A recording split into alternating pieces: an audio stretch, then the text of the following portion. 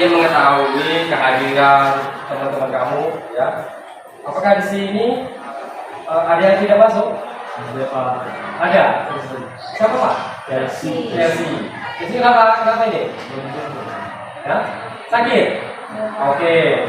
Nah, sebelum kita mulai kegiatan pembelajaran pagi hari ini, alangkah baiknya kita awali dulu dengan berdoa. Ya. Sebelum belajar tenang kita berdoa untuk agama dan untuk mengampuni yang mati. Berdoa mulai.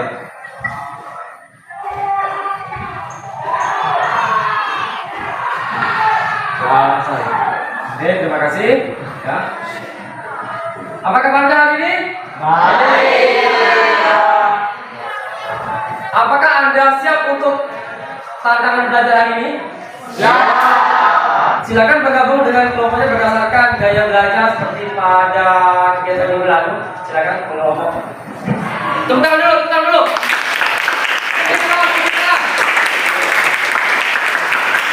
Jadi tujuan pembelajaran di pertemuan keempat ini, ya, melalui kegiatan proyek, peserta didik mampu menghasilkan proyek dalam konten analisis, baik melalui presentasi, pemeranan tokoh, dan infografis tentang perlawanan bangsa Indonesia di masa kolonialisme. Oke, guys? Next. Oke. Nah, pada peta konsep di slide depan, ya. Depan itu sudah apa? Tuh, bukan di belakang kamu, ya. Ini ada perlawanan kolonialisme Belanda. Ini kita fokuskan pada masa VOC, ya, masa VOC. Nah, di sini ada mengevaluasi perang melawan keserakahan kongsi dagang. Terus kemudian menganalisis perang melawan penjajahan Hindia Belanda. Terus pada kesimpulan nanti Anda akan diminta untuk bisa menghargai, ya, perjuangan para tokoh pendahulu kita. Kemudian untuk alur pembelajaran di sini, ya, nanti akan disampaikan pertanyaan mendasar, kemudian menyusun desain proyek, terus membuat produk atau karya, terus evaluasi melalui hasil presentasi. Sudah ada gambaran ya semuanya, ya. Kemudian, nah, untuk teknik penilaiannya, jadi di sini ada observasi, yaitu pengamatan selama kegiatan proyek berlangsung. Jadi saya mengamati kegiatan kamu, ya, bersama kelompoknya. Kemudian penilaian produk. Jadi hasil yang kamu hasilkan pada hari ini akan saya amati. Kemudian adanya presentasi. Nah, jadi nanti tiap kelompok mempresentasikan hasilnya. Ini ada sedikit pertanyaan dari saya. Ya. Menurut Anda, ya, bagaimana proses perjuangan mereka? Mereka di sini maksudnya para tokoh pahlawan nasional tersebut, ya. Terus bagaimana tingkat keberhasilannya? Ayo, sampai mencoba. Kira-kira berhasil apa enggak perjuangan pada masa itu? Tidak. Kenapa tidak berhasil? Ayo. Karena Apakah? Karena yang pertama itu kan faktor dari persenjataan. persenjataan. Oke. Apa lagi, Kak? Selain senjata. Adanya lagi pengkhianatan. Ayo ya, contohnya. Bang, karena pasukannya sedikit atau anggotanya terlalu kecil, ya. Ada lagi yang lain? Ya. Masih bersifat kedaerahan. Ya, belum terorganisir gitu, ya, Kak, ya. Oke, terima kasih, ya. Kita kasih tepuk tangan dulu. Kemudian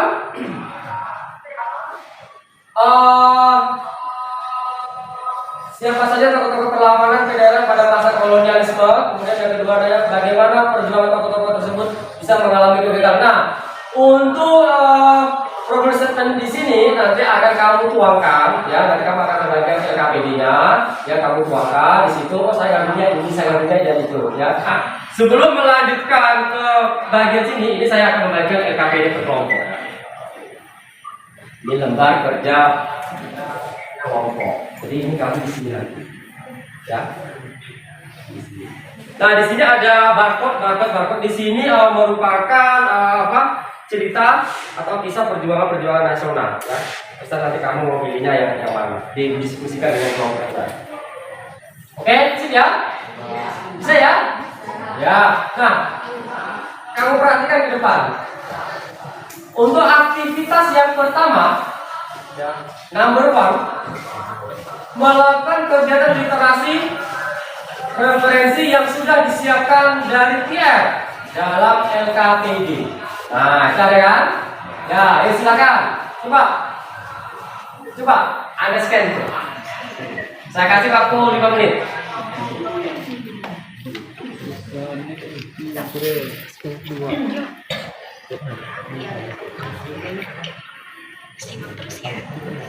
Pembubaran VOC pada tahun 1799 tidak menghentikan praktik kolonialisme dan imperialisme di Indonesia.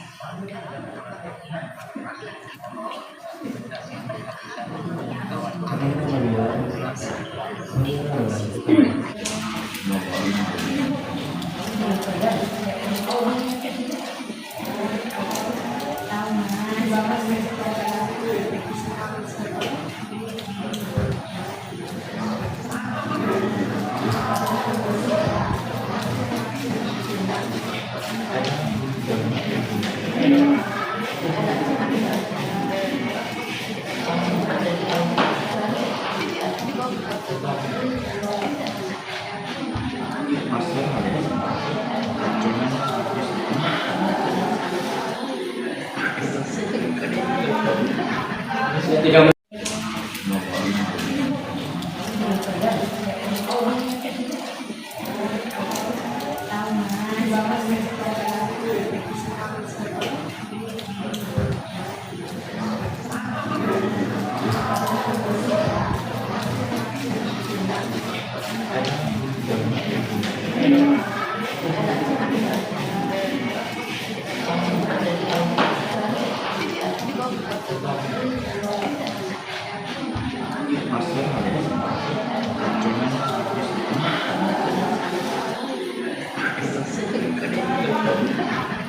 Tiga menit.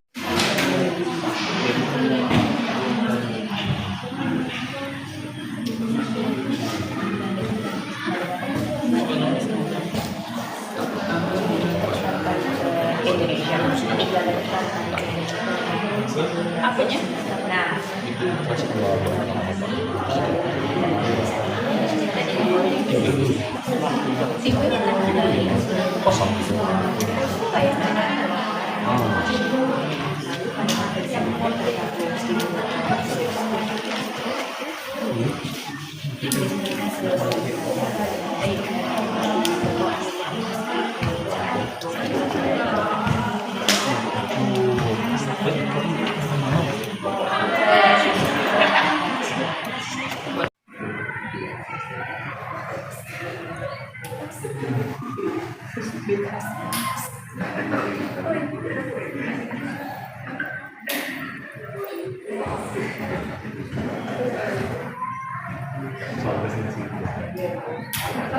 Nah, jadi ini ya hasilnya ini. Kelompok 1 tadi mengupload karyanya di dalam media sosial TikTok ya tentang Patimura. Apa isinya tadi sudah disampaikan. Jadi dia seperti ini. Betul kan? Seperti ini kan? Kelompok 1 betul? Oke, terima kasih. Nah, ada yang menanggapi? Ada ya. Lanjut kelompok mana lagi yang bersedia? Kelompok 2. Nah, visual. Oke, silakan. 2 orang boleh. Nah, putra itu boleh. Ayo Kak, maju Kak.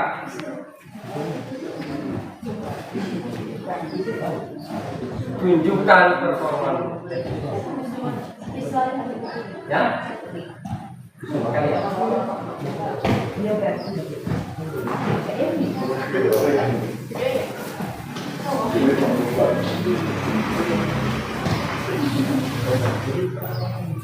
Baik, selamat pagi teman-teman semuanya. Pagi. Jadi kami dari kelompok 2 akan menjelaskan tentang peristiwa atau perjuangan nasional perlawanan dari pihak Indonesia. Jadi sebelumnya saya akan beri sedikit informasi atau FYI for your information. Belanda itu pertama kali datang ke Indonesia pada tahun 1596 di pelabuhan pokoknya dia datang pada tahun 1996. Tapi saat itu Indonesia sedang dijajah oleh Inggris. Jadi tidak di bawah kuasai oleh Belanda. Lalu di saat dipegang oleh Inggris, Indonesia sangat dipandang kemakmurannya dan juga kemasyurannya oleh pihak Inggris. Lalu pada tahun 1814 pihak Inggris di konsesi London itu memberikan sedikit wilayah kepada Belanda, yaitu wilayah Maluku. Tapi waktu saat itu tuh VOC sudah dibubarkan, tapi pihak Belanda tetap melakukan praktik kolonial dan juga imperialisme kepada pihak Indonesia, bahkan sampai membentuk pemerintahan kolonial di Indonesia. Nah, di atas praktik situlah membuat Indonesia melakukan perlawanan. Jadi di sini kami akan menjelaskan peristiwa perjuangan nasionalisme pahlawan. Oke, di sini saya dan kelompok saya milih 5 pahlawan dari antara pahlawan tentang peristiwa perjuangan nasional pahlawan pada abad 18 sampai 19. Yang pertama itu ada Pangeran Diponegoro. Pangeran Diponegoro dengan nama kecil Raden Mas Onwiroyo lahir pada 11 November 1785 di Jakarta, putra sulung dari Sultan Hamengkubuwono III. Ini dikenal karena menjadi pimpinan perang Diponegoro saat tahun 1825 sampai 1830. Perang Diponegoro bermula ketika pangeran tidak sepakat adanya campur tangan Belanda dalam urusan kerajaan. Hingga pada tahun 1821, banyak petani yang menderita akibat penyalahgunaan penguasaan tanah oleh Belanda dan beberapa negara lain seperti Prancis, Jerman hingga Inggris. Yang kedua yaitu ada Kapiten Patimura. Patimura atau Kapiten Patimura adalah pahlawan nasional yang berasal dari Indonesia Timur yang berjuang melawan VOC di Maluku. Memiliki nama arti Thomas Matulesi, ia berasal dari keluarga Malulesi yang masih memiliki kedaerahan saudara dengan Raja Maluku. Sejak abad ke-17 dan 18, berlangsungnya serentak perlawanan bersenjata melawan Belanda atau VOC dikarenakan terjadi praktikan pernikahan senjataan melawan Belanda. Dasarnya, kolonialisme Belanda dalam bentuk monopoli perdagangan, pernyataan dasar, kerja paksa, dan sebagainya. Yang ketiga yaitu ada Cut Nyadien. Cut Nyadien merupakan pahlawan yang lahir di Aceh Besar tahun 1848. Semasa perang Aceh, dirinya berdiri memimpin pasukan untuk melawan Belanda. Pada tanggal 26 Maret 1873, saat Cut Nyadien berusia 22 tahun, Belanda menyerahkan perang dan mengirimkan kapal armada tempur ke Aceh. Melalui kapal Crodel yang Van Tewepin, tembakan Mete mulai menghantarkan daratan. Akibat penyerangan tersebut, memiliki pertempuran saat Panglima Polim dan Sultan Mahmud Shah memimpin perang melawan ribuan prajurit Belanda. Saat itu, Kesultanan Aceh memenangkan perang-perangan dan melawan Belanda dengan terbentuknya kolonel akibat peluru panas yang menembus tubuhnya. Yang keempat yaitu Sultan Hasanuddin. Sultan Hasanuddin sebagai Sultan Goa ke-16 dan pahlawan nasional Daeng Matawang Karaeng Beta Memape. Setelah menaiki di gelar Menanga, RI Bala Pangkana kelahiran pada tanggal 12 Januari 1631 di Makassar dan meninggal pada 1670 di Makassar. Melawan Belanda dan perjanjian bangsanya, perlawanan kerajaan Goa tentu saja membuat VOC dipimpin oleh Laksana Cornelis Pelma dengan kekuatan akhirnya oleh Laksamana Cornelis. Mereka ingin menyingkirkan kerajaan Goa pimpinan Sultan Muhammad Said. Sultan Hasanuddin melakukan perlawanan terhadap VOC. Dan yang terakhir itu ada Jenderal Sudirman. Jenderal Sudirman adalah seorang perwira tinggi Indonesia pada masa Revolusi Nasional Indonesia. Ia lahir di Purbalingga, Hindia Belanda, Jawa Tengah pada tanggal 24 Januari 1916. Sudirman adalah Panglima Besar Tentara Nasional Indonesia pertama. Perang besar pertama yang dipimpin Sudirman adalah perang melawan tentara Inggris dan bisa Belanda pada November sampai Desember tahun 1945. yang dikenal sebagai pertempuran Pelagan Ambalawa. Pertempuran berakhir dengan kemenangan. Pada masa agresi militer Belanda kedua atau masa perang kemerdekaan kedua ketika masuknya tentara Belanda pada 19 Desember 1948, Sudirman membentuk pernyataan penting saat bertemu Soekarno. Perjalanan dilanjutkan pada 17 Januari 1949 saat dalam perjalanan terjadi penggeledahan yang dilakukan Belanda untuk menghindari tentara dengan pasukan Belanda. Rombongan masukkan hutan Sedaya dan menuju Sawangan. Nah, jadi tadi itu adalah latar belakang terjadinya peristiwa perjuangan nasional dari abad 18 sampai abad 19. Sekian dari kami. Mohon maaf jika ada kesalahan. Sekian dari kami. Terima kasih. Wassalamualaikum warahmatullahi wabarakatuh. Kita yang tepuk dulu. Pemaparannya lebih lengkap daripada pemaparan dulunya ya. Yaudahlah, untuk minggu depan ada janjian ya. Oke, kita lanjutkan ya. Walaupun padam lampu dan akses internet tidak terganggu ya, tapi semangat belajar kita tidak boleh terganggu. Ya, Siapa? ya. Nah, tadi ya sudah disampaikan kesimpulan ya. Bagaimana perlawanan yang masih bersifat kedaerahan ya. Di sini kita menarik kesimpulan berdasarkan pendapat dari teman-teman kalian tadi ya, kita tentukan kesimpulan akhir dari kegiatan proyek pembelajaran kali ini. Kedua, munculnya perlawanan kedaerahan terhadap penjajahan pada masa kolonialisme ya. Terus kemudian kegagalan atau kekalahan ini diakibatkan karena pengkhianatan persenjataan dan perlawanan masih bersifat kedaerahan. Belum.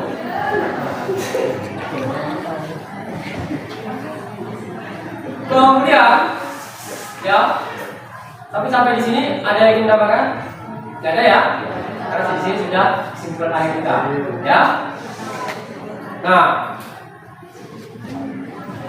jadi saya mengucapkan terima kasih ya, perhatian dan keseriusannya dalam pembelajaran.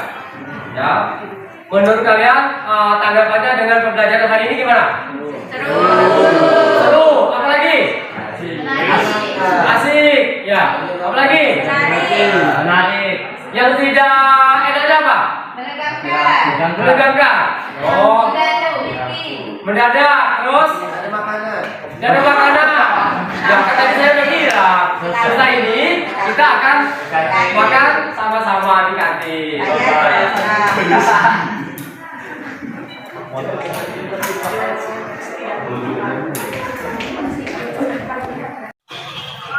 Iya Pak. Jadi setelah tadi Anda mendengarkan pendapat teman-temannya, bagaimana hasil dari diskusi sekarang ya. Tadi ada satu teman kamu telah menyimpulkan ya, walaupun dengan keadaan lampu kita padam, tapi kita tetap masih bisa berjalan ya. Oleh karena itu pada pertemuan kali ini saya mengucapkan banyak terima kasih ya atas perhatiannya, atas keseriusannya dalam pembelajaran ya, dan atas komentarnya tadi bahwa pembelajaran hari ini bukan tadi tadi ya asik ya, terus menarik, nambah wawasan ya. Ya, yang terutama kamu masih mampu bertahan sampai pada jam yang sebenarnya sudah melewati dari jam belajar kamu. Apa ya? Oke.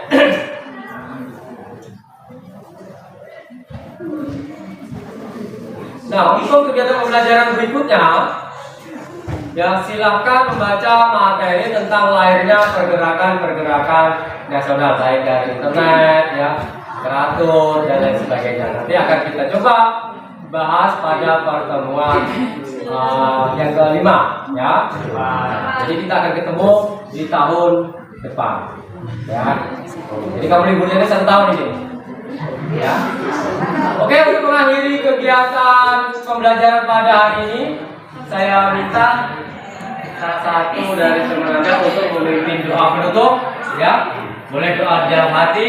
Itu yang beragam Islam. Silakan Anda pimpin doa menurut terakhir dari pertanyaannya. Silakan. Sebelum mengakhiri kegiatan hari ini, kita berdoa, berdoa mulai.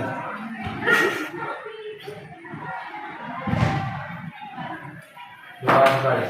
Oke, saya ucapkan terima kasih. Sampai bertemu kembali di pertemuan yang kelima ya, tahun depan ya.